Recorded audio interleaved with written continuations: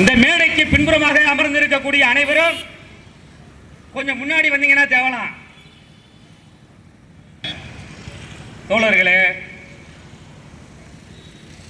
கடந்த 24/7/2025 அன்று ஆவுடையார் கோவிலிலே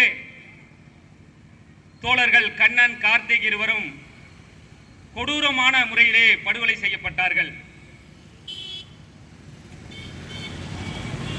அந்த இருவரும் பட்டியல் சமூகத்தைச் சேர்ந்தவர்கள், பறையர் சமூகத்தைச் சேர்ந்தவர்கள்.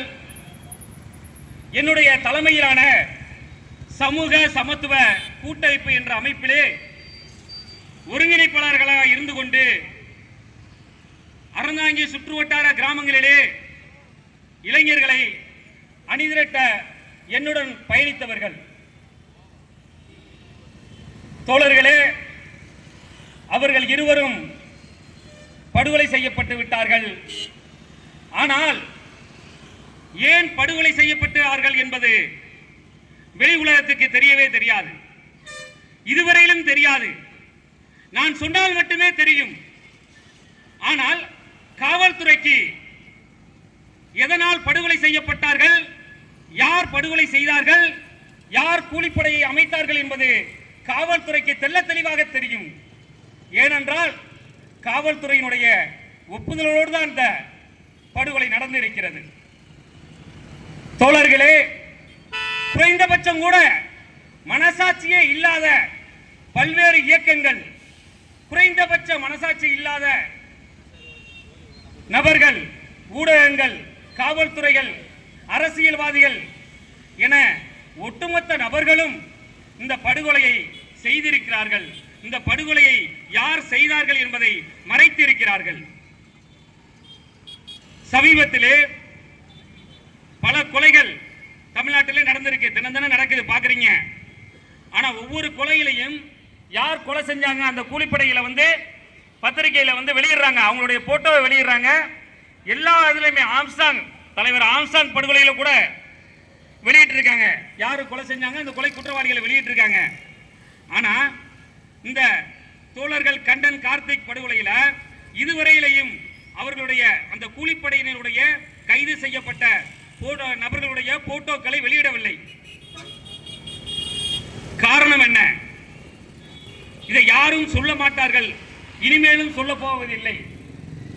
ஆகவே இங்கே அமர்ந்திருக்கக்கூடிய பல்வேறு இயக்க தோழர்களும், இங்கே அமர்ந்திருக்கக்கூடிய பொதுமக்களும், இளைஞர்களும் எல்லோர் மத்தியிலே இந்த கொலையை யார் செய்தார்கள் என்பதை நான் சொல்ல விளைகிறேன். எதனால் இந்த கொலை ஏற்பட்டது என்பதை நான் சொல்ல விளைகிறேன். இந்த உண்மையை ஒவ்வொருத்தரும் வெளி உலகுக்கு கொண்டு செல்லுங்கள் என்று கேட்டுக்கொள்கிறேன். குறிப்பாக ஊடகங்கள் எந்த ஒரு சூழ்நிலையிலையும் இந்த கொலையை பற்றி எழுதப் போவதில்லை. இவர்கள், இந்த ஊடக நண்பர்கள், அனைத்து ஊடகங்களுமே கண்டபடி எழுதியிருக்கிறான். மணல் கொள்ளையடிச்சதுல போட்டி, அதனாலதான் இந்த கொலை நடந்திருக்கு. பைக்கு வாங்கினதுல குடுக்கல் வாங்கல பிரச்சனையில இந்த கொலை நடந்திருக்கு. கண்ணன் மிகப்பெரிய கட்ட பஞ்சாயத்து ரவுடி. கண்ணனுக்கும் கூலி என்ற காளிதாசுக்கும் தொழில் போட்டி, பஞ்சாயத்து போட்டி. கண்ணனுக்கு பணம் நிறைய நக்கீரன் எழுதியிருக்காங்க. யாருக்கிட்ட பணம் வாங்கிட்டு நக்கீரன் எழுதுனாங்கன்னு தெரியல. பணம் வாங்கிக்கிட்டு எழுதுனாங்களா இல்ல அரசியல்வாதிகள் சொல்லி எழுதுனாங்களான்னு தெரியல. ஆனா கொஞ்சம் கூட மனசாட்சியே இல்லாத ஊடகங்கள் தான் இன்னைக்கு தமிழ்நாட்டில் இருக்கு. ஆகவே நான் சொல்லக்கூடிய விஷயங்களை இங்கு வந்திருக்கக்கூடிய ஒவ்வொரு நபர்களும் பொதுவெளியிலே வெளியிடும்படி கேட்டுக்கொள்கிறேன்.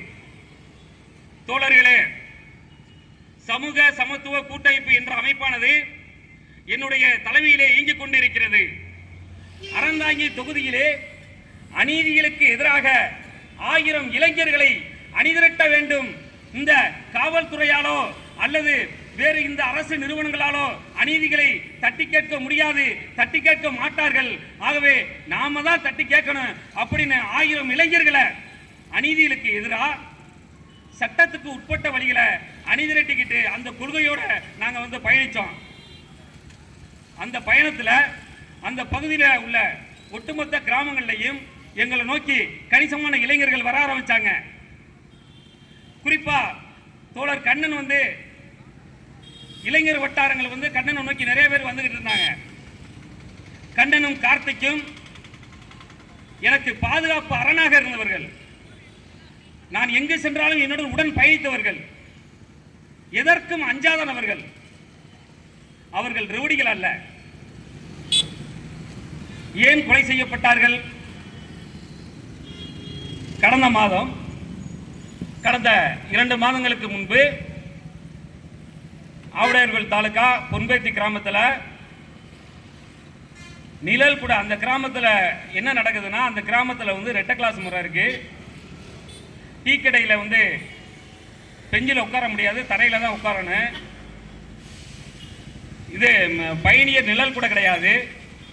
ஏன்னா இதுல எல்லாம் வந்து பயணியர் நிழல் கூட இருந்துச்சு அப்படின்னா அங்கே உள்ள கள்ளர் சமூகத்தை சேர்ந்தவங்க முன்னாடி எல்லாரும் உட்கார்ந்துருவாங்க அப்படிங்கிறதுக்காண்டி அங்கே இந்த செட்டப்லாம் கிடையாது. சுதந்திரம் அடைஞ்சு 78 ஆண்டுகளாகி அந்த ஊரில் இதுதான் நிலைமை. அது மட்டுமல்ல, அந்த ஊரில் சுந்தராஜின்னு சொல்லிட்டு ஒரு பண்ணையார், அங்கே உள்ள நிலங்கள் எல்லாமே அந்த ஆளுக்கு தான் சொந்தம். அந்த ஊரில் உள்ள கம்மா அந்த ஆளுக்கு தான் சொந்தம். அந்த உள்ள கோயில் குளம் எல்லாமே ஒட்டுமொத்தமாக வந்து அவங்களுக்கு தான் சொந்தம். அப்படி தான் ஆக்கி வச்சிருக்காங்க. அப்போ சுதந்திரம் அடைஞ்சு 78 ஆண்டுகள் ஆகியும் யாருமே கேள்வி கேட்காத நிலையில், இன்னைக்கு உள்ள விஞ்ஞான வளர்ச்சியில், இன்னைக்கு உள்ள தொழில்நுட்ப வளர்ச்சியில், இன்னைக்கு பட்டியல் சமூக இளைஞர்கள் படித்ததனுடைய விளைவாக அங்கே உள்ள நபர்கள் கேள்வி கேட்குறாங்க. ஏன் நம்ம ஊரில் இந்த மாதிரியெல்லாம் இருக்கு, ஏன் ஒரு நிழல் கூட இல்லை அப்படின்னு சொல்லிட்டு ஜான் பீட்டர்னு சொல்லிட்டு தேவேந்திர வேளாளர் சமுதாயத்தை சேர்ந்த ஒரு நபர் கேள்வி கேட்கிறாரு. கிராம சபையில் கேள்வி கேட்கிறாரு. அப்ப அவர் கேள்வி கேட்டவனுடைய விளைவாக விடுதலை சிறுத்தைகள் கட்சி அந்த பகுதியில் தீண்டாமை இருக்குன்னு சொல்லி போராடியதனுடைய விளைவாக அங்கே ஒரு நிழல் கூட வைக்கணும்னு முடிவு பண்றாங்க. அப்ப இந்த நிழல் கூடையை வந்து வைக்கவே கூடாது அப்படின்னு சொல்லிவிட்டு அந்த பொன்பேத்தி பஞ்சாயத்துல பாண்டிமன கிராமத்துக்கு ஒரு நெற்களம் வந்து சாங்ஷன் ஆயிருக்கு. அந்த நெற்களத்தை என்ன பண்றான், இந்த நிழல் கூட அமைக்க போற இடத்துல வந்து போடுறான். இதை வந்து ஜான் பீட்டருங்கிறவர் போய் கேட்கிறாரு. அதை போய் கேட்டு வீடியோ எடுக்கிறாரு. அப்ப வீடியோ எடுத்தோடனே அந்த பொன்பேத்தில் பெரிய கருப்பன் மகன் மருது என்ற மருதுவாண்டிங்கிறவன் அங்கே இருந்து வந்து இவர் அடிச்சு கழுத்துல துண்டை போட்டு இழுத்து பப்ளிக்கில் புதுவெளியில எல்லாரும் பார்க்குற மாதிரி அசிங்கப்படுத்தி ஒரு கடைக்கில் கொண்டு விட்டு அடிக்கிறான். அடிச்சது மட்டுமல்ல, அடிச்சு விட்டு அவர் வீட்டுக்கு போற வழியில துப்பாக்கி எடுத்து கொண்டாந்து கார்ல கொண்டாந்து வச்சுக்கிட்டு உன்னை சுட்டு கொண்டு விட வேண்டாம், இத்தோட வந்து ஒளிஞ்சு போயிரு, இதுக்கு மேல நீ கேள்வி கேட்க கூடாது, கேள்வி கேட்டீங்கன்னா உன்னை சுட்டு கொண்டு விடுன்னு மிரட்டிட்டு போறான். அப்ப இது சம்பந்தமா திருப்புணவாசல் காவல் நிலையத்தில் ஒரு புகார் கொடுக்கிறோம். ஆனா காவல்துறை என்ன பண்ணுது, அவங்கள்ட்ட வந்து காசை வாங்கிட்டு அந்த திருப்புணவாசல் காவல் நிலையம் எப்படின்னா அங்க வந்து எஃப்ஐஆர்ங்கிறதே ஆகவே ஆகாது. முடிஞ்ச வரையிலையும் வந்து கட்ட பஞ்சாயத்து தான். அங்க உள்ள அரசியல்வாதிகள் ஆதிக்க சக்திகள் சொல்றதான் அவங்க வந்து செய்வாங்க. அப்ப அவங்க என்ன பண்றாங்க, இந்த கேஸை வந்து கம்ப்ளைண்ட் கொடுத்தவர் மேலேயும் வழக்கு போடுறான், பிரச்சனை பண்ணவன் மேலேயும் வழக்கு போடுறான், துப்பாக்கியை காட்டி மிரட்டவனுக்கு பெயிலபிள் செக்ஷன்ல வழக்கு போடுறான். அப்ப பிரச்சனைக்கு வந்து தீர்வு கிடைக்கல, சட்டப்படி நமக்கு தீர்வு கிடைக்கும் அப்படின்னு சொல்லிட்டு அந்த இளைஞர் பெட்டிஷன் கொடுத்து பார்த்தாரு, நடவடிக்கை இல்லை. அவன் ஹாயா சுத்துறான், எங்களை ஒண்ணுமே பண்ண முடியாது, நாங்க தான்டா ஆளு, பல்லம்பரை எங்களை எதிர்த்து என்னடா பண்ண முடியும், வழக்கு போட முடியுமா, உள்ள தள்ள முடியுமா அப்படின்னு ஒரு இருமா போட மிரட்டான். அப்பதான் வந்து எங்கள்கிட்ட வந்து சொல்றாரு, ஜான் பீட்டர் வந்து சொல்றாரு, இந்த மாதிரி எனக்கு வந்து அநியாயம் நடந்திருக்கு, எனக்கு பெரிய மன உளைச்சலா இருக்கு, நான் தற்கொலை பண்ணிட்டு சாகலாம்னு நினைக்கிறேன், நான் ரொம்ப அசிங்கப்பட்டு போயிட்டேன் அப்படிங்கிறாப்ல. அதுக்கு பிறகு சமூக சமத்துவ கூட்டமைப்பு தோழர்கள், அந்த பகுதியை சேர்ந்த நபர்கள் 70க்கும் மேற்பட்ட இளைஞர்கள் அவனை போய் கேள்வி கேட்கணும்னு ஒரு நாள் போறான். நல்லா கேட்டுக்கங்க, காவல்துறை வந்து நிலையத்தில் வந்து என்னை வந்து ரெவடி லிஸ்ட்ல வச்சிருக்காங்க, கச்சஸ் ரெவடி லிஸ்ட்ல வந்து வச்சிருக்காங்க. நாங்க ஒருத்தன் வந்து அடிச்சிருக்கான், துப்பாக்கியை காட்டி மிரட்டி இருக்கான், சட்டப்படி கேஸ் கொடுத்துருக்கோம், அந்த கேஸுக்கு நடவடிக்கை இல்லை. அப்ப குறைந்தபட்சம் அது அந்த ஏரியா பொன்பேத்தியில வந்து அது புதுசா நடக்கல, எங்கிட்ட பல முறை இந்த பிரச்சனை வந்திருக்கு. ஆனா யாருமே வந்து ஸ்ட்ராங்கா நிக்கல. காரணம் பயம். இந்த இப்ப இரட்டை படுகொலை பண்ணாங்களே, இந்த மாதிரி பண்ணிடுவாங்க அப்படிங்கறத பயம்.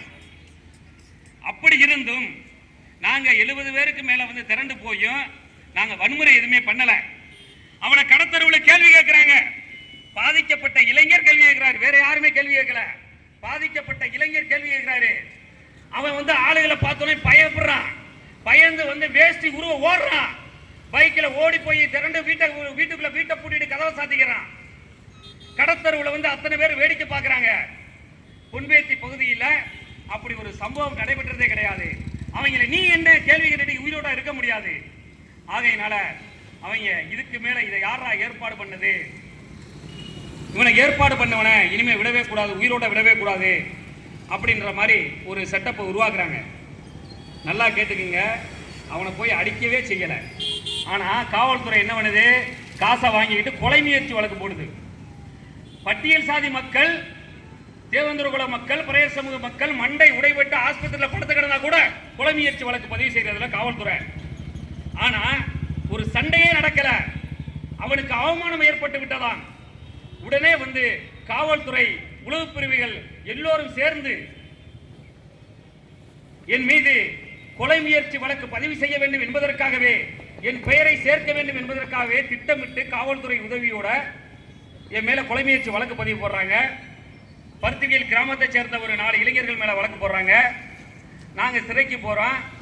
எதிர்த்தரப்பு மேல நல்லா கேட்டுக்கங்க, ஏற்கனவே நாங்க கொடுத்த பெட்டிஷன்ல துப்பாக்கி காட்டி மிரட்டும் சொல்ல பெட்டிஷன்ல வந்து வெயிலபிள் செக்ஷன்ல போட்டவன் எங்க மேல கொலை முயற்சி வழக்கு போட்டவனையே, சமூகத்துல பதட்டமா ஒரு சூழ்நிலை வந்தோனையே, கலவரம் வந்துடும் அப்படிங்கிற ஒரு சூழல் வந்த பிறகு அந்த பழைய பெட்டிஷனை நாங்க கொடுத்த பெட்டிஷனை ஆர்டர் பண்ணி அப்போதைக்கு வந்து ஆம்சாட்டு போடுறான். அவ்வளவு பெரிய அயோக்கியத்தனத்தை காவல்துறை செஞ்சதுனாலதான் இந்த பிரச்சனை பெரிய அளவில் போச்சு. ஆனா என்ன பண்றான் காவல்துறை வந்து, பழனி வந்து இளைஞர்களை அணிதிரட்டிக்கிட்டு ரெவடிசம் பண்றதுனாலதான் இந்த கொலை நடந்துச்சு. அப்ப அவன் மட்டும் சொல்லல, பல்வேறு இயக்கங்களை கையில எடுத்துக்கிட்டு அரசியல்வாதிகள் மூலமாகவும் காவல்துறை மூலமாகவும் இந்த கொலையை பழனினாலதான் நடந்தது, பழனிதான் இந்த கொலைக்கு காரணம் என்ற திசை திருப்பும் வேலைகளை செய்து வருகிறார்கள். அதற்கு பல்வேறு இயக்கங்களும் துணை போய் இருக்கிறார்கள் என்பது வெட்கக்கேடான விஷயம். தோழர்களே, பொன்பேத்தி பிரச்சனைக்கு மட்டும் இந்த கொலையை பண்ணல. எல்லோரும் வந்து என்னடா பொன்பேத்தி பிரச்சனைக்காண்டியா இவ்வளவு தூரம் வந்து வெட்டப்படுகளை வந்து நடத்த போறாங்க, இது வந்து அங்கே உள்ள ஒரே சாதிக்குள்ள நடந்த சண்டை, பறையர் சமூகத்துக்குள்ள சண்டை அப்படின்ற மாதிரி ஒரு செய்தியை ஊருக்குள்ளா வந்து பரப்பி விட்டுருக்காங்க. அந்த பரப்புறதுக்கு சமூக ரீதியாக இயங்கக்கூடிய இயக்கங்களையும் பயன்படுத்தி இருக்கிறார்கள். வெட்கக்கேடான விஷயம். தோழர்களே, நாங்க வந்து இன்ஸ்பெக்டர் வந்து கேட்டாரு விசாரணையில, எப்படி நீங்க வந்து இந்த நேரம் வந்து நீங்க சொல்றீங்க குற்றம் சுமத்துறீங்க, எவ்வளவு தலைவர்கள்லாம் இருக்காங்க, அவளையெல்லாம் விட்டுவிட்டு உங்களை வந்து இவ்வளவு பேர் வந்து திரண்டு ஏன் கொலை செய்ய வேண்டும் என்று கேட்டார். தோழர்களே, நாங்க என்ன மக்கள்கிட்ட போய் சொல்லிக் கொடுக்கிறோம் அப்படின்னா,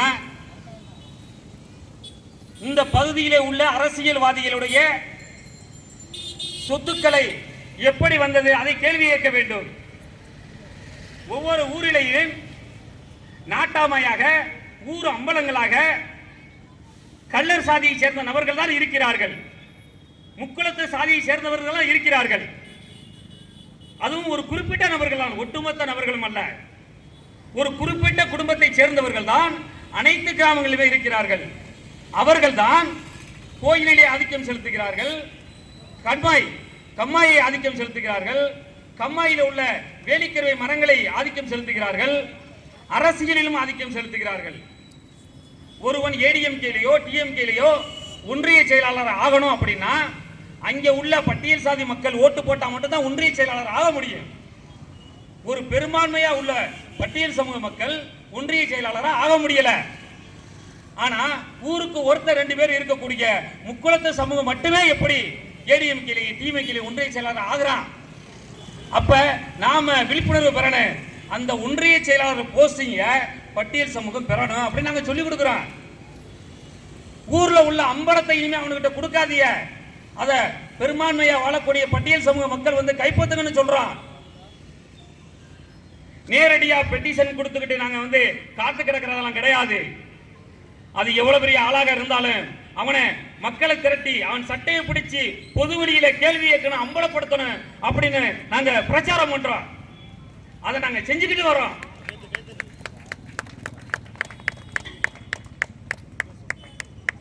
தோழர்களே, 4 வருடங்களுக்கு முன்பு ஆவுடையார்குடி தாலுகா அமரடைக்கிலே குணத்திரான்பட்டி என்ற கிராமத்திலே மதன் என்ற இளைஞர் மீது மூர்த்தி என்பவன் கள்ளர் சமூகத்தைச் சேர்ந்தவன், அவன் குடித்துவிட்டு கும்மாளம் போடுவதற்காக ஒரு இளைஞனை, ஒரு பட்டியல் சமூக இளைஞனை அடித்து துவைத்து கடத்தி கொண்டு போய் அவன் வாயிலே உண்ணுக்கு அடித்திருக்கிறான். என்ன பண்ணலாம் சொல்லுங்க? கேஸ் கொடுத்து நடவடிக்கை இல்ல, அவன் கைது செய்யப்படவே இல்லை. வாயில ஒண்ணு கடிச்சோட என்னதான் பண்ற சொல்லுங்க பாப்பா. அப்ப சமூக சமத்துவ கூட்டமைப்பு தோழர்கள் ஒன்று கூடி அவனை கேள்வி கேட்டோம், அவனை நடுத்தருவிலே விட்டு கேள்வி கேட்டோம், அவமானப்படுத்தினோம். எங்க மேல என்ன வழக்கு போடுவீங்க அவமானப்படுத்தினதுக்கு? அவன் ஜட்டியோட மூர்த்தி என்ற கள்ளர் சாதியை சேர்ந்தவன். அவன் திருப்பூரிலே பல்வேறு இடங்களிலே பார் வச்சு நடத்தினான், சட்டவிரோத பார்கள் வச்சு நடத்தி நெருக்கி 500 கோடி ரூபாய்க்கு சொத்து மதிப்பு உள்ள ஒரு நபர். அவன் அந்த பண திமிரில தான் அந்த வேலை செய்யறான். அப்ப அந்த பணத்தை வாங்கிட்டு காவல்துறை நடவடிக்கை எடுக்கல, கைது பண்ணல. அப்ப அதுக்கு முன்னாடி உண்ணுக்கு அடிக்கிறதுக்கு முன்னாடி என்ன பண்றா, ஒரு தேவேந்திர சமுதாயத்தை சேர்ந்த சேவியர் என்ற ஒரு தோழரை காரை ஏற்றி கொல்ல முயற்சி பண்ணியிருக்கான். அவரு தப்பிச்சுக்கிட்டாரு. அதுல தப்பிச்சு போன பிறகு அவரை அட்டாக் பண்ணியிருக்கான். இப்படி பண திமிருல பல வேலைகளை அவன் வந்து செஞ்சான். அப்ப வேற வழியே இல்ல, இது காவல்துறை கேட்கவே கேட்காது, சமூக சமத்துவ கூட்டமைப்பு தோழர்கள் கேட்டால் மட்டுமே என்று இளைஞர்கள் ஒரு 100 பேர் திரண்டு அவனை அந்த பொதுவெளியிலே வைத்து அவனை அவமானப்படுத்தி, இந்த இவர் சுதந்திர இந்தியாவில் இத்தனை வருட ஆண்டுகள் ஆகிய இவ்வளவு தொழில்நுட்பம் வளர்ந்த பிறகு, கம்ப்யூட்டர் மயம் ஆன பிறகு என்னடா உனக்கு சாதி வெறி என்று அந்த பாதிக்கப்பட்ட மக்களே அவனை செருப்பாலும் விளக்கமாத்தாலும் அடித்தார்கள். சுற்று வட்டாரத்தில் உள்ள ஒரு 500 பேர் அதை வேடிக்கை பார்த்தார்கள். ஆனால் அவனால் எங்களை ஒன்றும் செய்ய முடியவில்லை. காரணம், அங்கு உள்ள சுற்று வட்டார பெரும்பான்மையாக வசிக்கக்கூடிய தேவேந்திர குல மக்கள் எங்களுக்கு தூண்களாக இருந்தார்கள், பாதுகாப்பு அரணாக இருந்தார்கள். நான் சொல்லக்கூடிய இந்த மூர்த்தியாகட்டும், இந்த படுகொலைக்கு காரணமான பொன்பேத்தி மருது கார்த்திக், அவனுடைய சகோதரன் சுந்தரமணியன் ஆகட்டும், ex MLA Udayan Shanmugam, ex MLA ராஜநாயகத்தினுடைய சகோதரன் விஜய ரகுநாதன் யாருன்னா மணல் மாப்பியா பரணி கார்த்திகேயனுடைய அண்ணன். நான் சொல்லக்கூடிய எதிரிகளை எல்லாம் பாருங்கள், எவ்வளவு அரசியல் பின்புலம் கொண்டவர்கள் என்று. பணத்தை வைக்க முடியாமல் மண்ணிலே புதைக்கக்கூடியவர்கள் அனைவரும். நான் இளைஞர்கள் என்ன சொல்லுகிறேன், பெரும்பான்மையாக வாழக்கூடிய பட்டியல் சமூக மக்கள், இவர்களிடம் இவ்வளவு பணமெல்லாம் வருதே, கேள்வி கேட்கணுமா இல்லையா? கேள்வியை கேளுங்க. ரோட்ல வந்து விதவிதமா வந்து சொகுசுக்கார்களை போறானே, மறிச்சு கேள்வி கேளுங்கன்னு நான் சொல்லி கொடுக்கிறேன். இது தப்பா? நான் சொல்லி கொடுத்தா நான் ரெவடியா? காவல்துறை அதிகாரிகள் வந்து சொல்றாங்க, பழனி வந்து அடியாள் மாதிரி செயல்பட்டு இருக்காரு, அதனாலதான் அந்த கொலை நடந்திருக்குன்னு. உங்களுக்கு வெக்கமே இல்லையா? நீங்க காசு வாங்குறீங்க, நீங்க குளிப்படானே. நான் சொல்றேன், என்ன வேணாலும் வழக்கு போடுங்க. மாசம் சம்பளம் வாங்குறீங்க, உங்களுக்கு காசு பத்தல, எவனையாவது அடிக்க சொன்னா அடிக்கிறீங்க, காசை வாங்கிட்டு கொலை பண்றீங்க, காலு கையை ஒடிக்கிறீங்க. அப்ப நீங்க யாரு கூலிப்படதானே? சொல்லுங்க. உங்கள்கிட்ட தான் கேட்கிறேன், கூலிப்படையா இல்லையா? காவல்துறை சொல்லுங்க. நீங்க அமைதியா இருக்கவரதான் அவங்க அவங்களுடைய ஆட்டங்கள் நடந்துகிட்டு இருக்கு. கேள்வியை கேளுங்க.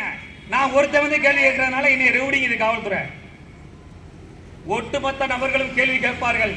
கண்டிப்பாக அதுக்கான ஒரு காலம் வரும். சரி, அதெல்லாம் விடுங்க. இந்த கொலையை நடத்துக்கிறதுக்கு எவ்வளவு திட்டமிடுதல் பண்ணியிருக்காங்க தெரியுமா? 2.5 கோடி வரையிலையும் பணம் செலவு செய்திருக்கிறார்கள். என்னைய கொலை பண்ண 2.5 கோடி, நான் சாதாரணமா தெரியறவன் தான், என்னை சாதாரணமா செஞ்சு விடலாம். என்னை கொலை பண்றது வந்து ஈஸி. ஒரு மாசம் நான் கண்டிஷன் ஃபைல் கையெழுத்து போட்டுக்கிட்டு இருக்கேன். அப்ப கூட கொலை பண்ணியிருக்கலாம். ஆனா அந்த பகுதியில் உள்ள ஒட்டுமொத்த கள்ளர்களும், ஒட்டுமொத்த கள்ளர்கள் என்றால் கள்ளர் சாதியை சேர்ந்த அனைவரும் அல்ல, அந்த கள்ளர் சாதியிலே இருந்து கொண்டு அந்த சாதியை பயன்படுத்தி கொண்டு அரசியலிலே கோலைச்சக்கூடிய இந்த நரேந்திர ஜோதியினுடைய ராஜநாயகத்தினுடைய சகோதரர் விஜய ரகுநாதன், எக்ஸ்எம்எல்ஏ உதயம் சண்முகம், அமரடிக்கையை சேர்ந்த மூர்த்தி, புன்பேட்டியை சேர்ந்த மருது, கார்த்திக், சுந்தரமாண்டி இவர்களை மட்டும்தான் சொல்லுகிறேன். ஆனால் இந்த கொலைக்கு பின்னாலே ஒட்டுமொத்த கள்ளர் சாதியை சேர்ந்த அரசியல் சக்திகளும் ஒன்று கூடி ஒரு மண்டபத்திலே கூட்டம் போட்டு திட்டமிட்டு பழனியை கொலை செய்யாவிட்டால் இந்த பகுதியிலே எல்லோரையும் கை வைப்பான். உதயம் சண்முகம் வந்து சொல்லியிருக்கான், புன்பேட்டில கையை வச்சுட்டான், நம்மோட்டுக்காரையும் மறிப்பான் அப்படின்னு சொல்லியிருக்கான். ஏன் சொல்லியிருக்கான் அப்படின்னா, ஒரு தேவேந்திர குல வேளாளர் சமுதாயத்தை சேர்ந்த ஒரு கான்ட்ராக்டுக்காரரு ஒரு தீயணைப்பு கட்டடம், அந்த கட்டடத்தோட கான்ட்ராக்ட் எடுத்திருக்காரு. அதுக்கு என்ன பண்ற, அடிக்கல் நாட்டு நிகழ்ச்சி நடக்குது. அடிக்கல் நாட்டு நிகழ்ச்சி நடத்துறது கான்ட்ராக்டுக்காரரு. கான்ட்ராக்டுக்காரர் ஏன் உதயம் சண்முகத்துக்கு சொல்லணும்? அவங்க கல்லர் ஜாதியா, பணம் படம் வைத்தவரா, என்ன ஆளுங்கட்சியா, அவர்கிட்ட வந்து அருளாந்துங்கிற ஒருத்தர் வந்து தகவல் சொல்லலையாம். அடிக்கல் நாட்டு நிகழ்ச்சிக்கு தகவல் சொல்லலையாம். அங்கே எம்எல்ஏ வந்திருக்காரு அடிக்கல் நாட்டு நிகழ்ச்சிக்கு. அரசியல் பிரமுகர்கள் எல்லோரும் வந்திருக்காங்க. எல்லோரும் மத்தியிலையும் அருவாலை எடுத்து ஓங்குறான், வெட்டிப்பிடுவான்ட்டு. வேற ஜாதியா இருந்தா ஓங்குவானா? தேவேந்திர குல சமுதாயம் என்பதனால ஓங்குறான். என்னால வந்து அதை ஜீரணிக்க முடியல. காரணம், நான் அந்த சமூகத்தில் பிறந்துட்டேன், என்னால முடியல, எனக்கு தூக்கம் அல்ல. அவ்வளவு கேவலமா வந்து அவர் வந்து கூடி குறுகி போய் அந்த இடத்துல நிக்கிறாரு. அதை பார்க்க பார்க்க அது போய் வீடியோவா பொது வழியில எல்லா இடத்துக்குமே வந்துருச்சு. உலகம் ஃபுல்லா அந்த வீடியோ பரவிருச்சு. ஆனா பரவன பிறகு டிஎம்கே கட்சியில ஒரு நடவடிக்கை இல்லை, அந்த ஆளு மேல ஒரு நடவடிக்கையுமே எடுக்கல. சரின்ட்டு நான் வந்து 30 தோழர்களை கூட்டிக்கிட்டு ஆவுடையார் கோவில் காவல் நிலையத்தில் புகார் கொடுக்க போறேன். அப்ப நந்தகுமார் எஸ்ஐ என்ன பண்றாரு, புகாரை வாங்க முடியாது, அந்த பாதிக்கப்பட்ட அந்த கான்ட்ராக்டுக்காரரை வந்து வர சொல்லுங்க அப்படிங்கிறாரு. சார், அவருக்கு வந்து உயிருக்கு பயந்தவர், பயப்படுறாரு. உதய சண்முகம் ஏற்கனவே ஒரு கொலையை பண்ணி இருக்கிறான். அறந்தாங்கில செந்திலுங்கிற ஒருத்தரை கொலை பண்ணிவிட்டு இதே மாதிரி கண்ணன் கார்த்திகை எப்படி கொலை செஞ்சானோ அதே மாதிரி ஏற்கனவே செந்தில் என்பவரை கொலை செய்துவிட்டு கூலிப்படைகளை ஆஜர்படுத்திவிட்டு அந்த கூலிப்படைகளை அந்த வழக்கிலே விடுதலை செய்ய வைத்த தன்னுடைய எம்எல்ஏங்கிற அந்த போஸ்டிங்கை வச்சுக்கிட்டு, ஆளுங்கட்சிங்கிற அந்த போஸ்டிங்கை வச்சுக்கிட்டு அந்த கூலிப்படையை காப்பாத்திட்டான். அவனு அந்த வழக்கில இருந்து தப்பிச்சுக்கிட்டான். அந்த திமிருல மறுபடியும் அவன் கொலை செய்வான், அவன் மேல புகார் கொடுத்தா கொலை செய்வான் அப்படின்னு சொல்லிவிட்டு நான் வந்து அந்த புகாரை வந்து எடுத்துக்கங்க, அவங்க எல்லாரையும் கூப்பிட்டு விசாரிங்கன்னு சொல்றேன். அப்போதைக்கு இளையராஜா இன்ஸ்பெக்டர் அவர் என்ன சொல்றாரு, பெட்டிஷனை வாங்கிக்கங்கிறாரு. சரி, கொஞ்ச நேரம் நீங்க வெயிட் பண்ணுங்க, பெட்டிஷனை வந்து வாங்கிக்கிறோம் அப்படின்ற மாதிரி நந்தகுமார் எங்கள்கிட்ட சொல்லி நாங்க வந்து வெளியில வெயிட் பண்றோம். அதுக்கு இடையில என்ன நடந்துச்சுன்னு தெரியல. அதுக்கு பிறகு ஒரு 10 நிமிஷம் வெயிட் பண்ண பிறகு நந்தகுமார் வந்து உதய சண்முகத்துக்கிட்ட போன் பண்ணி கேட்டாரா என்னங்கிறது தெரியல. பெட்டிஷனை வந்து வாங்க முடியாது அப்படின்ற மாதிரி சொல்றாரு. அப்ப நான் நந்தகுமார் எஸ்ஐட்ட சொல்றேன், யா சார், நாங்க வந்து எங்க சமூகத்தை சேர்ந்த நபரை அருவாளா காட்டி ஒருத்தன் வந்து மிரட்டுறான், நான் இந்த வேலையை செஞ்சா என்னை சும்மா விட்டுருப்பீங்களா? என் மேல வழக்கு போட்டிருப்பீங்க, என் மேல ஆம்சாட்டு வழக்கு போட்டிருப்பீங்க, என்னை உள்ள தள்ளி இருப்பீங்க. அப்ப நீங்க காக்கி சட்டை போட்ட திமிருல நீங்க இந்த வேலையை செய்யறீங்க. நான் காக்கி சட்டையை நம்பி வந்தது தப்பு தான், ஆனா உதயம் சண்முகத்தினுடைய காரை நான் வழிமறிப்பேன், மன்னிப்பு கேட்காதவரை அவனை நான் விடமாட்டேன் என்று காவல் நிலையத்திலேயே சொன்னேன். காவல் நிலையத்திலேயே அதை நான் பதிவு பண்ணினேன். அப்ப இதையெல்லாம் பேசியிருக்கான் உதய சண்முகம். இப்ப புன்பேத்தில பிரச்சனை நடந்த பிறகு அப்ப பழனியினுடைய கை ஓங்கிக்கிட்டே இருக்கு, இளைஞர்கள் அவனை நோக்கி வந்துகிட்டே இருக்காங்க. இங்க உள்ள தேவேந்திர குல சமூக இளைஞர்கள் பெரும்பான்மையா அவன்கிட்ட போயிட்டு இருக்காங்க. அப்ப இவனை ஏதாவது ஒரு வழியில இந்த புன்பேத்து பிரச்சனையை பயன்படுத்தி இவனை ஒழிச்சிடணும் அப்படின்னு ஒட்டுமொத்த நபர்களும் ஒரு மண்டபத்தில் கூடி விருந்து வச்சு திட்டமிடுறாங்க.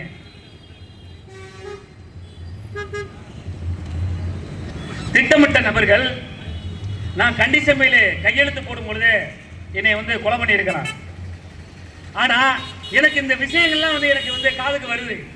காதுக்கு வந்ததுனால என் சமூகத்தை சேர்ந்தன தேவேந்திர குல மக்கள் எனக்கு ஒரு கார் வாங்கி கொடுத்து எனக்கு பாதுகாப்புக்கு 10 இளைஞர்களை அனுப்பிவிட்டு என்னை தினந்தோறும் பாதுகாத்தார்கள். அந்த பாதுகாத்ததனுடைய விளைவாக நான் படுகொலை செய்யப்படவில்லை.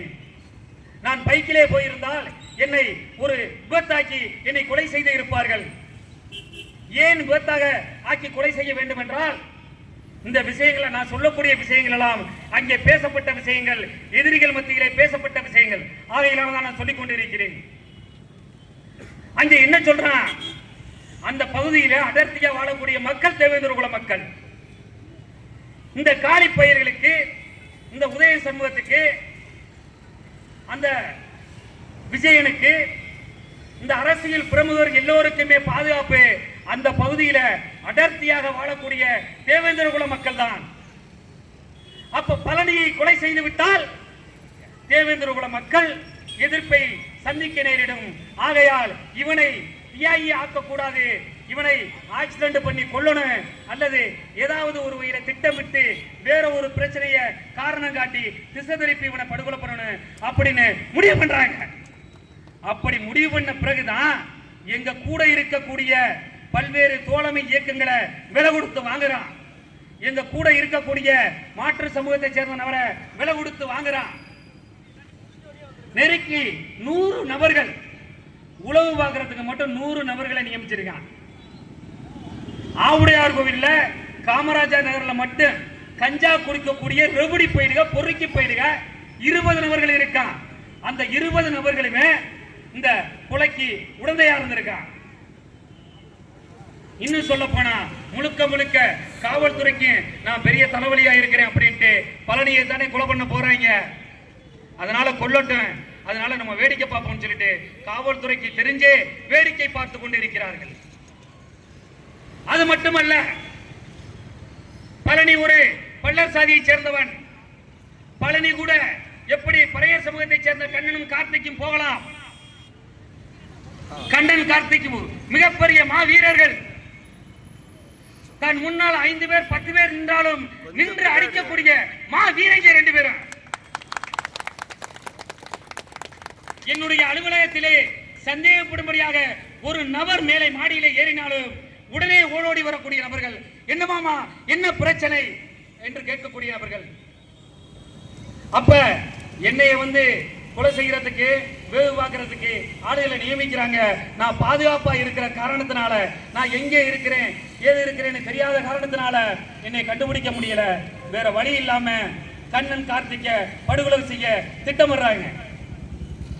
அந்த திட்டமிடுவதற்கு என்னுடன் ஏற்கனவே நண்பர்களாக இருந்த நண்பர்கள் அனைவரும் உடந்தையாக இருந்திருக்கிறார்கள். நான் அவருடைய பேரை இங்கே சொல்ல விரும்பவில்லை. ஏன் விரும்பவில்லை என்றால், காவல்துறை நான் யாரையெல்லாம் சந்தேகப்படுகிறோனோ அவர்களிடத்திலே இந்த தகவலை சொல்லி உஷாராகி விடுகிறார்கள். இந்த காவல்துறை இந்த குற்றவாளிகளை கண்டுபிடிக்கவே மாட்டார்கள். என்னை 1 மாதம் 2 மாதம் என்னை வெளியிலே நடமாட வைத்து விட்டால் உதய சமூகத்துக்கு இந்த கொலையிலே பங்கு இருக்கிறது என்பதை நான் ஆதாரப்பூர்வமாக நிரூபித்து விடுவேன். விஜயனுக்கு இந்த கொலையிலே பங்கு இருக்கிறது என ஆதாரப்பூர்வமாக நான் நிரூபித்து விடுவேன். இதுவரையிலும் நான் கண்டுபிடித்ததிலே புன்பேட்டியை சேர்ந்த மருது 100க்கு 100% அவன் கொலையில சம்பந்தப்பட்டிருக்கான். அதற்கான ஆதாரங்கள் என்னிடம் இருக்கிறது. ஆனால் இந்த காவல்துறையை நம்பி அந்த ஆதாரங்களை நாம் கொடுக்க முடியாது. ஒரே ஒரு சாட்சி சரவணனை நான் விசாரித்து, அவன் என் கூடவே பயணித்தவன், கண்ணன் கூடவே பயணித்தவன். அந்த துரோகியை கூப்பிட்டு வச்சு விசாரிச்சு நான் வீடியோ எடுத்திருக்கிறேன். இங்க உள்ள பல்வேறு இயக்கங்கள் வீடியோ எடுத்திருக்காங்க. அவன் கைப்பட லெட்டர் எழுதி வாங்கியிருக்கான். காவல்துறை அதிகாரின்னு சொல்றாரு, இவன் மேல தப்பு இருக்கு அப்படின்னு சொல்றாரு. ஆனா அவனை ஒரு 3 மணி நேரம் விசாரணைங்கிற பேர்ல ஒரு அன்பா விசாரணை பண்ணிட்டு அவனை வெளியில விட்டுட்டாங்க. அப்ப நான் சொல்றேன், நான் ஆடியோ வர்றாரு, ஆடியோட்ட சொல்றேன், சாட்சிகள் எல்லோருமே சாட்சிகள் எல்லோருக்கும் அச்சுறுத்தல் இருக்கிறது, அனைத்து சாட்சிகளுக்கும் பாதுகாப்பு கொடுக்க வேண்டும். சரவணன் முக்கியமான சாட்சி, சரவணனுக்கு பாதுகாப்பு கொடுக்க வேண்டும். சரவணனை விசாரணை செய்யும் பொழுது ரெவென்யூ அதிகாரிகள் உடன் இருக்க வேண்டும் என்றெல்லாம் நான் சொல்லுகிறேன். ஆனால் உடனடியாக காவல்துறை என்ன பண்ணுது, இந்த தகவலை கேள்விப்பட்ட உடனேயுமே என்னடா இவ்வளவு உஷாராகிறாங்க அப்படின்ட்டு உடனடியாக டிஎஸ்பி ஸ்பாட்டுக்கு வர்றாங்க. அதுவும் டிஎஸ்பி எப்போ வர்றாங்க, ஆசை தம்பிங்கிற ஒரு தோழர், மக்கள் தேசம் கட்சி தோழர், தலைவர், வழக்கறிஞர், அவருடைய முன்முயற்சியால டெல்லியிலே இருந்து SC கமிஷன் ஆவுடையார்களுக்கு பாதிக்கப்பட்ட குடும்பத்திற்கு வந்திருந்தார்கள். அவர்களிடம் தோழர் கண்ணனுடைய மனைவி பிரியா, நாங்கள் இந்த நேரையெல்லாம் சந்தேகப்படுகிறோம், சரவணன் என்பவன் உடந்தையாக இருந்திருக்கிறான் என்று சொல்கிறார். அப்ப சரவணனை கூட்டிட்டு வாங்கன்னு சொல்றாங்க. நாங்க சரவணனை லோக்கல்ல வச்ச எதிரிகளை கடத்திட்டு போயிடும் அப்படிங்கிறதுக்காண்டி நாங்க வேற ஒரு கிராமத்தில் கொண்டு வச்சிருந்தோம். நாங்க வர்றதுக்குள்ள அவங்க போயிட்டாங்க. அப்ப SC கமிஷன் வந்துட்டு போன பிறகுதான் போலீஸ் அன்னைக்கு தான் வருது, போலீஸ் SP அன்னைக்கு தான் வர்றாரு, IG அன்னைக்கு தான் வர்றாரு, கலெக்டர் அன்னைக்கு தான் வர்றாரு, மாவட்ட ஆட்சியர் அன்னைக்கு தான் வர்றாங்க. அது வரையிலேயே இந்த மக்களை மனிதர்களாக கூட இந்த SPயோ IGயோ கலெக்டரோ எவனும் மதிக்கல. இதையெல்லாம் பட்டியல் சமூக மக்கள் புரிந்து கொள்ள வேண்டும். தயவு கூர்ந்து இந்த கூட்டம் முடியும் வரை அமைதியாக இருந்து அனைவரும் என்ன சொல்கிறார்கள் என்று கேளுங்கள். நாம் காத்திருக்க யோசித்தோமானால், காத்திருக்க அலுப்பு பார்த்தோமேனால், சோம்பேறித்தனம் பட்டோமேயானால் இந்த 2 உயிர்களைப் போல எண்ணற்ற உயிர்களை நாம் பறிகொடுக்க வேண்டி வரும். இப்ப சரவணன் எங்க தெரியுமா இருக்கான், போலீஸ் ரொம்ப அன்பா விசாரிச்சு அவனை விட்டாங்க. விட்ட பிறகு எதிரிகள் என்ன பண்ணியிருக்கான், அவனை கூட்டி கார்ல உட்கார வச்சுக்கிட்டு, டேய் பழனி எங்கடா இருக்கான், எங்கடா அவனை கூட்டிட்டு போனா சொல்றான். அவனுக்கு உண்மையிலேயே நான் எங்கே தங்குறேன்னு தெரியாது. தெரிஞ்சிருந்தா அவன் சொல்லியிருப்பான், நான் இங்க பேசிக்கிட்டு இருக்க மாட்டேன். அப்ப அவனுக்கு தெரியாதனால நான் உயிரோட இருக்கேன். என்ன காவல்துறைக்கு பாருங்க இப்ப எப்படி என்னமுன்னு சரவணன் அவங்க கையில கொடுத்து, சரவணனை பாதுகாப்பு கொடுத்து பாதுகாக்கணுமா இல்லையா, அந்த வேலையை செய்யல. அவனை பிரியா விட்டுட்டு அவன் எதிரி கூட்டி கொண்டு வச்சு என்னை கொலை பண்றதுக்கு ஒரு ரூட்டு போட்டு போறான்னு சொல்றான். அப்ப இந்த லட்சணத்துல காவல்துறை இருக்கு.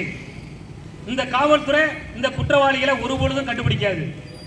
இந்த ஊடகங்கள் ஒருபொழுதும் இந்த குற்றவாளிகளுடைய பெயரை வெளியிட மாட்டார்கள். நான் ஊடகங்களை கேட்கிறேன், உங்களுக்கெல்லாம் மனிதாபிமானம் இருக்கிறதா, உங்களுக்கெல்லாம் புள்ள ஊட்டி இருக்கிறதா? ஏன்டா நீங்க மனுஷன் தானடா, அப்படி என்னடா உங்களை எல்லாம் சம்பாதிச்சு சாப்பிட சொல்லுது? போலீஸ்ல ஒருத்தம் கூட இல்லையா நேர்மையான ஒரு நபராவது இருக்கணுமா இல்லையாடா? கொலை பண்ண போறது உங்களுக்கு தெரியுமாடா? ஏண்டா நான் செத்து போனா கூட நான் கவலைப்பட்டிருக்க மாட்டேன்டா. 2 உயிரை ஒரு தேவேந்திர குல சமூகத்துக்காண்டி 2 பறையர்கள் உயிரை விட்டுள்ளார்கள். இந்த கொலைக்கு நியாயம் கண்டிப்பாக எங்களால் பெற்றுக்கொள்ள முடியும், பெற்றுக் கொடுக்க முடியும் சட்ட வழியிலே. போலீஸ் இந்த குற்றவாளிகளை எல்லாம் கண்டுபிடிச்சு ஆதாரப்பூர்வமாக சமர்ப்பிக்கவில்லை என்றால் பழனி அதை சமர்ப்பிப்பேன் என்பது போலீசுக்கு தெரியும். நான் யார் யாரை விசாரிக்க வேண்டும், யார் யாரிடமிருந்து என்னென்ன ஆதாரங்களை திரட்ட வேண்டும் என்பதை ஒரு 2 மாதம் எனக்கு டைம் கொடுத்தா நான் எல்லாத்தையுமே தயார்படுத்திடுவேன். அதனால என்ன பண்றாங்க, எப்படியாவது என்னை பிடிச்சி உள்ள போடணும் அல்லது என்னை கொலை பண்ணி போடணும். நெருக்கி ஒரு 4-5 ஊர்ல, காரைக்குடியில, தேவக்கோட்டையில, ஆவுடையார்பேட்டையில, அமரடிக்கல, மீமிசல்ல, இந்த 4-5 ஊர்கள்ல கூலிப்பட இன்னும் இயங்கிட்டு இருக்கு. அவங்க யார் யாருன்னு எனக்கும் தெரியும். அதை நான் சொல்ல விரும்பல. ஏன்னா சொன்னா அவங்களையெல்லாம் உசாரப்படுத்திடும் போலீஸ். அப்பா கண்டுபிடிச்சிட்டாம்பா அப்படின்னு அவங்க கிட்ட போய் சொல்லிடுறேன் இல்ல. ஏன்னா போலீஸுக்கு தெரியும் எங்கெங்க இருக்கிறாங்க, யார் யார் வந்திருக்கான்னு போலீஸுக்கு தெரியும், எனக்கும் தெரியும். நான் ஒன்றும் சும்மா இல்ல, அவங்களால எனக்கிட்ட ஆள் எடுக்க முடிகிறப்போ நான் ஒன்று திராணியற்ற நபர்கள் இல்லை. எங்க சமூகத்தை சேர்ந்த நபர்கள் எல்லா இடத்துலையுமே இருக்கிறாங்க. எங்களுக்கும் தகவல் வரும். ஏண்டா கோழைகளா, நாங்க உன்னைய நேராத்தானே கேள்வி கேட்டோம். கிராம சபை கூட்டத்தில் கேள்வி கேட்டா நீ அடிப்பியா அப்படின்னு சொல்லி நேரடியா கேள்வி கேட்டோமே. நாங்க கூலிப்படை அனுப்பலையே, முன்னாடி நேரடியா தான் கேள்வி கேட்டா. நீ உண்மையான ஆண்மானாக இருந்தால் நீ ஆண்ட பரம்பரையாக இருந்திருந்தால் நீ போய் ஆஜராகு. நான் தான் கொலை பண்ணேன்னு உனக்கு தில்லு இருந்தா போய் ஆஜராகு. உன்ன மாதிரி கோழைகளை நான் ஒருபொழுதும் கொலை செய்ய மாட்டேன். உன்ன மாதிரி கோழைகளோடு மோதுவது எனக்கு வீரம் அல்ல. உன்னை ஆனால் சட்டத்தின் முன் நிறுத்துவேன். உன்னை நான் சட்டத்தின் முன் நிறுத்த முடியாத அளவுக்கு காவல்துறை நீ விலை கொடுத்து வாங்கி இருக்கிறாய். காவல்துறை மட்டும் ஒதுங்கிவிட்டால் இந்த குற்றவாளிகள் அனைவரையுமே நான் நீதிமன்றம் முன்பு நிறுத்துவேன் என்பதை உறுதியாக கூறுகிறேன். இது கண்ணன் கார்த்திக் மேல் ஆணை. ஆகவே இங்கே கூடியிருக்கக்கூடிய பொதுமக்களும் பல்வேறு இயக்கவாதிகளும் இந்த உண்மை குற்றவாளிகளை சட்டத்தின் நிறுத்துவதற்கு என்னை சட்டப்படியே நான் நடவடிக்கைகள் அனைத்தையும் செயல்படுத்துவதற்கு உறுதுணையாக இருக்க கேட்டுக்கொள்கிறேன். அப்படி சட்டம் உங்க சட்டம் இதை கேள்விகளை நான் அவன் நினைக்கிறான் சமூக சமத்துவ கூட்டமைப்புக்கு இளைஞர்கள் இனிமே வரமாட்டாங்க, பயந்துருவாங்க அப்படின்னு நினைக்கிறான். ஆனா இங்க இருக்கக்கூடிய பெரும்பான்மையான நபர்கள் சமூக சமத்துவ கூட்டமைப்பை சேர்ந்தவர்கள், தேவேந்திர குல வேளாளர் சமூகத்தை சேர்ந்தவர்கள், பறையர் சமூகத்தை சேர்ந்தவர்கள். அது மட்டுமல்ல, பல்வேறு சாதியை சேர்ந்த இயக்கவாதிகள் எல்லோரும் எங்களுக்கு உறுதுணையாக இருக்கிறார்கள். நான் திமுக கட்சிக்கு ஒன்றை சொல்லிக்கொள்ள விரும்புகிறேன். ஆவுடையார்களுடைய ஒன்றிய செயலாளராக இருக்கக்கூடிய உதயம் சண்முகத்தை உடனடியாக நீ குறைந்தபட்ச மனசாட்சி இருந்தால் பதவியை விட்டு நீக்கிவிடு. அல்லது என்னை கொலை செய்யும் வரை அவனை பதவியில தான் வைப்பேன், அவனுக்கு எம்எல்ஏ சீட்டு கொடுப்பேன் அப்படி நினைச்சீங்கன்னா அங்கே உள்ள தேவேந்திர குல மக்களும் பறையர் சமூக மக்களும் வேடிக்கை பார்த்து கொண்டு இருக்க மாட்டார்கள் என்பதை தெரியப்படுத்திக் கொண்டு வாய்ப்புக்கு நன்றி கூறி விடைபெறுகிறேன். நன்றி, வணக்கம்.